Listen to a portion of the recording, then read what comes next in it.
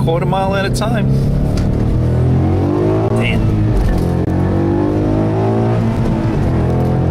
Shift too late. I don't know, this guy, he likes to spend a lot of money. See, I hang out with rich guys. See me? I can only afford this. This is what I drive right here. This is it.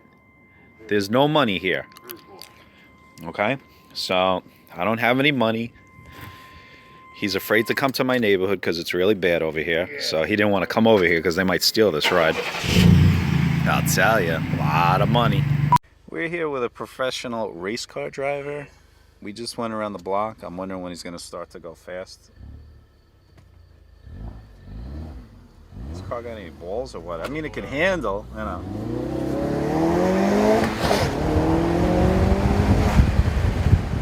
How's the brakes? Brakes are good. You gotta go fast first, at least, to get the brakes going. Oh, you even put your seatbelt on? That means that we're in fucking big trouble now. Big trouble. How many miles on this fucking car? 30. Ah, this car's fucked. Yeah, it's already got to go back to fucking service. Hey, what about that break-in period? Here. I'm just amazed how much money all my friends have. It's just fucking amazing how much money this guy. So, last time, I don't even know if you... Yeah, the yellow submarine, he bought a vet. All my friends got a lot of money. I don't know what it is. Who's that? That's Jimmy, Lily. That's Jimmy. This is what happens, right? This is what happens when you talk yourself out of money, okay? This guy is talking shit and he's never going to sell anything. There's money here, tons of it. We got lots of money here, okay? Hold on, I'm going to tell you something, and this is so true. My friend is just out of control when it comes to buying cars. I don't even know where he gets these ideas from. It beats me. So this is back in the day when Jimmy and I had a shop down in Port Richmond, and one of the things about this guy, he could basically fix anything. He just had so much talent. He was amazing. He did this all with a spray paint can, and it came out beautiful. He was able to do this.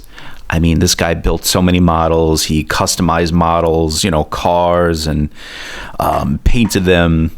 But the way that this thing came out, it was just amazing. He did the headliner. This is going back a ton of years ago. You know, I don't even know how many years. Let me just double check. 14 years ago, guys. That's how long ago that this happened. Yeah. Let's see. Yeah, 2009. It's just crazy how time flies. But yeah, we would detail cars here. We would refurbish them. Look, I mean, and just put them back together. Jimmy would mostly do the outside, and I was in charge of usually the interior. He refreshed this whole steering wheel. He took it off. He sanded it down. He painted it. I mean, the car was just gorgeous. It really came out really nice.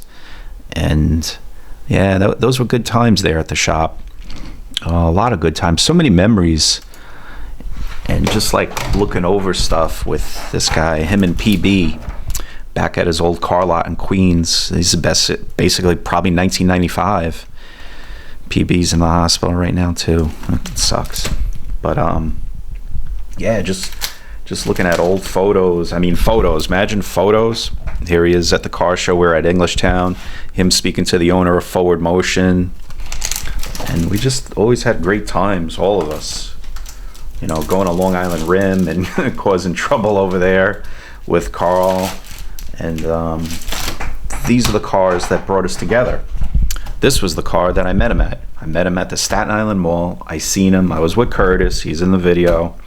And we're driving. And we were driving in a 300ZX. I'll never forget it. And him and Vanessa were by the Macy's parking lot. And we pulled up on him. And I wasn't driving my Spirit RT or Shelby or whatever the car was back then. I felt funny, but I went over to him and I go, hey, you wanna hook up? We got like a little Shelby club Thursday nights at Kmart. Imagine Kmart. And I'm like, this guy's never gonna come by. Sure enough, he did. And we became friends right from there. And really, the rest is history. This is a guy that he would do anything for you. If you needed somebody to help you, if you needed help at 2 o'clock in the morning, Jimmy would be the person that you would call. He would be there for you, no questions asked. Years ago, when we worked at Ramsey Corp, matter of fact, I had gotten Jimmy the service manager job there, and he was worried. He's like, oh, what do I have to do to get the job? I'm like, Jimmy, you already got the job. Trust me. And he's like, what do you mean? I said, trust me, you got the job. And you know what? It was a great thing because the owner, Frank, had sent Jimmy to California, and he got this specialized training. I just can't remember the name of the place or whatever it was, but that training really helped him in his career throughout. And it really helped. I mean, he told me that. He's like, wow, that this certificate had gotten him jobs in the future and everything else. So it was a beautiful thing that had happened to him. When the economy crashed in like what, 06, I think it was, 06, 07, when the plummet happened, Frank had let Jimmy go, and you know what? I just thought it was effed up. I didn't think it was deserved. I know things were bad or whatever. A week later, I remember going to work at Ramsey Corp, and I love the place. I worked there 6 years. I hadn't owned a car, and I just came in, and I just couldn't do it anymore. I mean, I lost it. I called Jimmy, and meanwhile, it's a 50-mile drive from Staten Island all the way up to the dealership at the time. And Jimmy came and he got me, no questions asked. He says, I'm there for you. So anytime that this guy asked me for help, anything, I was always there for him, because that's what real friends do. And you know what? There's not a lot of people out there like that. One time my wife, she had gotten a flat on the Belt Parkway, and I was way up in Jersey. I wasn't able to get to her. Jimmy freaking drove over there and changed the tire for her. I mean, how many people do you know like that? Yeah, look at the car. I mean, this is so old. The footage sucks. I mean, back in the day, look, we had real cameras, and we had to take pictures and get them printed out. One of the pictures that I know is in Jimmy's garage right now is this photograph. It's up on my wall too, and I really don't have the effed up thing about it is that's the only photo of us together, and that was at a Ramsey Corp Christmas party. Phew, that might have been like 04. I mean, just so long ago, everything is so long ago, it feels like. I mean, you talk about the 90s here. We also had the same exact cars, Spirit RTs. We used to drive from Long Island Rim back on the Belt Parkway at 120 miles an hour and just scare the hell out of people. It was great. Those were great times. I made this tribute back in June of 2009. That was one of his favorite STIs and Subarus that he had. Funny thing is, Jimmy would always beat the other guys, even with more mods and everything else of the track. He was great. Jimmy Road Rage Morrison. I remember going to the Subaru dealership. Yeah, it was blurry. I mean, cameras sucked back then. They really did.